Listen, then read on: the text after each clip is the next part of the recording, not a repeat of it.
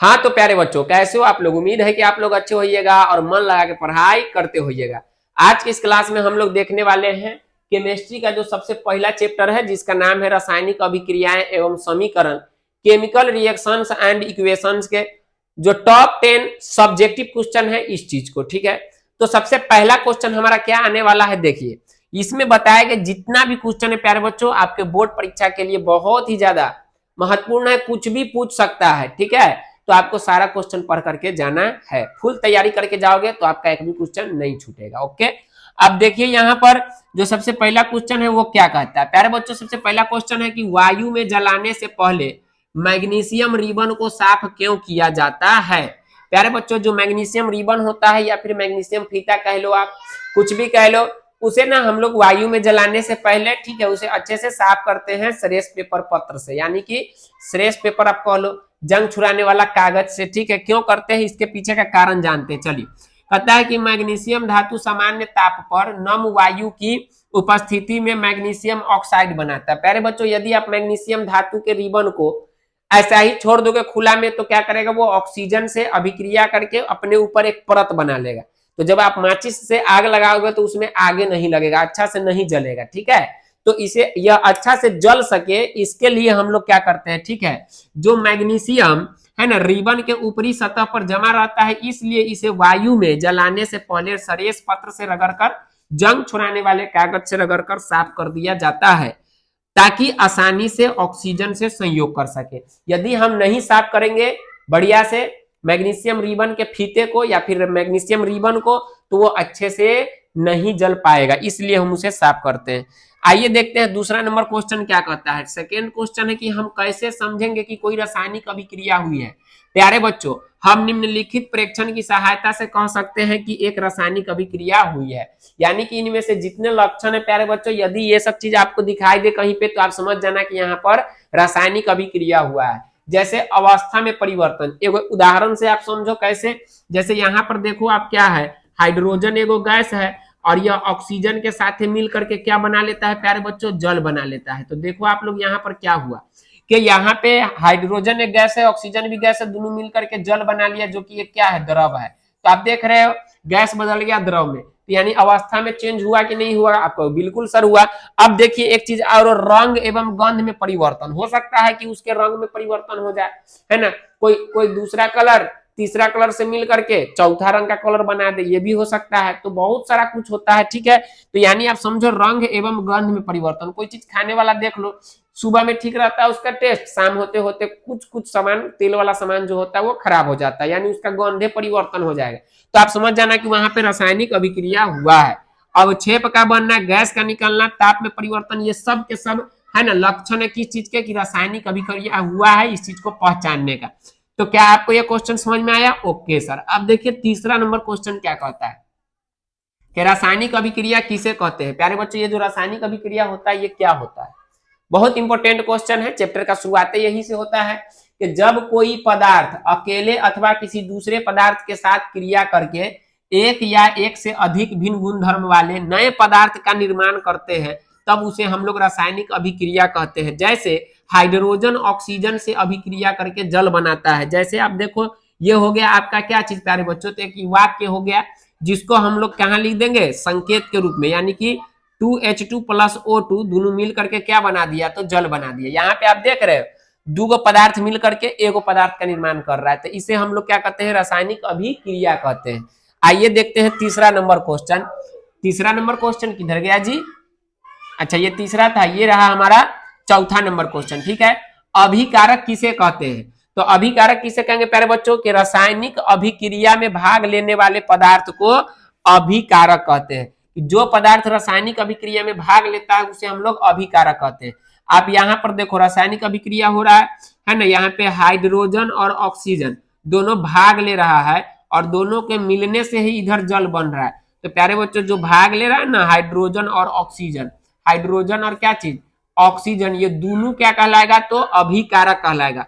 और जो ये बन रहा है जल, इसे हम लोग क्या कहते हैं, यहाँ देखो इसे हम लोग उत्पाद या फिर प्रतिफल कहते हैं। यानी कहेगा उत्पाद या प्रतिफल किसे कहते हैं, तो रासायनिक अभिक्रिया के फल स्वरूप जो नए पदार्थ है ना बनते हैं उन्हें हम लोग उत्पाद कहते हैं। जैसे उसमें जल जो था वो क्या था प्यारे बच्चों, तो उत्पाद था यानी कि प्रतिफल था, इसको अंग्रेजी में प्रोडक्ट कहते हैं। ओके, छठा नंबर क्वेश्चन देखिए कि रासायनिक समीकरण किसे कहते हैं और यह कितने प्रकार का होता है। प्यारे बच्चों रासायनिक समीकरण किसे कहते हैं, वहां पे रासायनिक अभिक्रिया था, यहाँ पे रासायनिक समीकरण है। तो देखो आप लोग को हम एक चीज दिखाते हैं, कहता है कि जब किसी रासायनिक अभिक्रिया में अभिकारक एवं उत्पाद की जगह है ना उनके रासायनिक सूत्रों का उपयोग करते हैं तब उसे हम लोग रासायनिक समीकरण कहते हैं।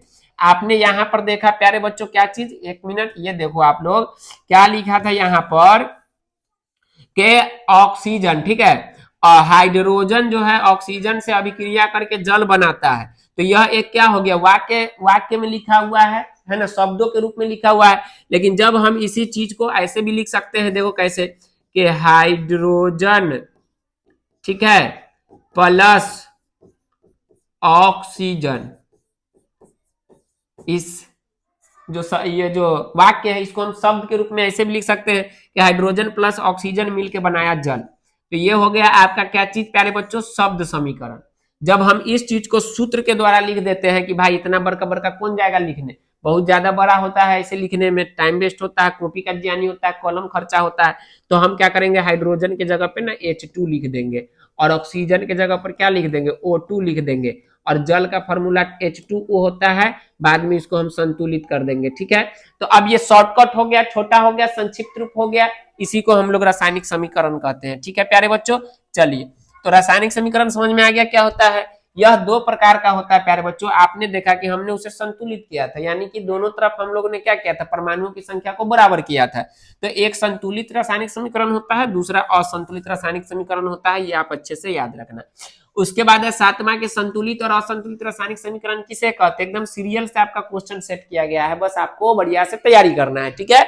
अब देखो प्यारे बच्चों, पहले ये समझते हैं कि रासायनिक समीकरण में संतुलित रासायनिक समीकरण क्या होता है। तो वैसे रासायनिक समीकरण जिसमें अभिकारकों तथा उत्पादों में विभिन्न तत्वों के परमाणुओं की संख्या बराबर होते हैं, तो उसे हम लोग संतुलित रासायनिक समीकरण कहते हैं।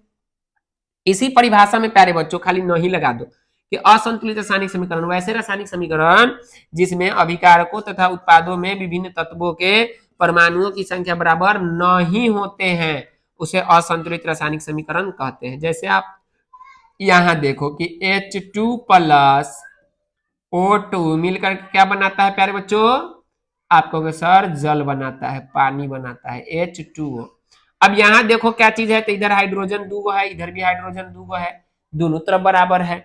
इधर ऑक्सीजन दूगो है लेकिन एगो है इधर, यानी ऑक्सीजन का एगो परमाणु कम ना गया जी। तो ये गया कहाँ, आसमान खा गया या फिर धरती निकल गई।